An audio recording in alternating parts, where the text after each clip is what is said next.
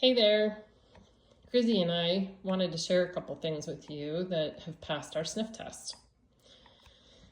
This is the outfit that we go walking with every day. It's a kind of a fanny pack that I use when we go out on our walks. And I always have a couple of key items with me when I go. So you'll see attached on this side is this dog horn, which is kind of like a boat horn, very loud.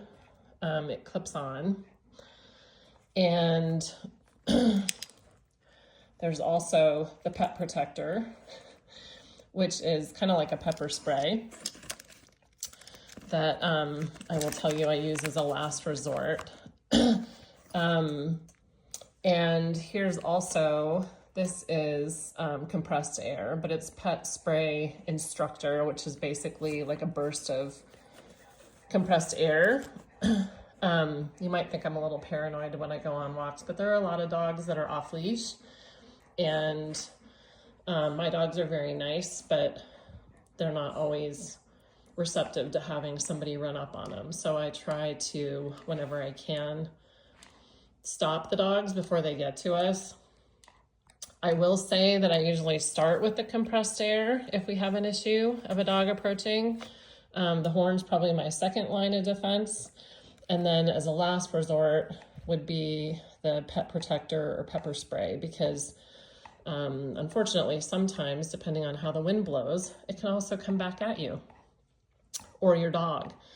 So that has probably the most likelihood of backfiring, which is not very fun, but it is nice to have if you absolutely need it. I always have my doggy bags, got to clean up after ourselves, as well as some carabiners, because if a collar breaks or something's just not secure, it's nice to have an extra line of defense for securing your dog.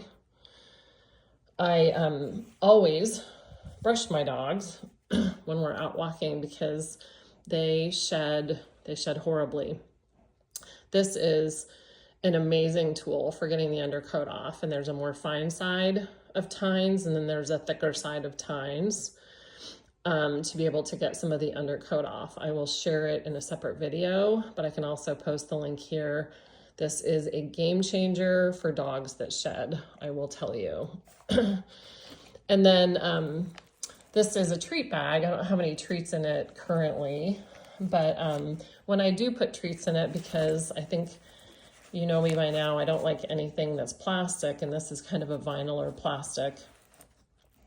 I like to put the actual treat bag in here because I don't want any of the plastic or vinyl to leach into the quality of the treat. So I just set the actual bag in here versus like putting it directly in here or using a Ziploc or something like that. There is also, if you want it, a buckle on the other side. I tend to prefer just doing the belt, but there you go. There are recommendations for today in the sniff test. Right, Grizzy? Wag your tail, because say we like these things. Good boy.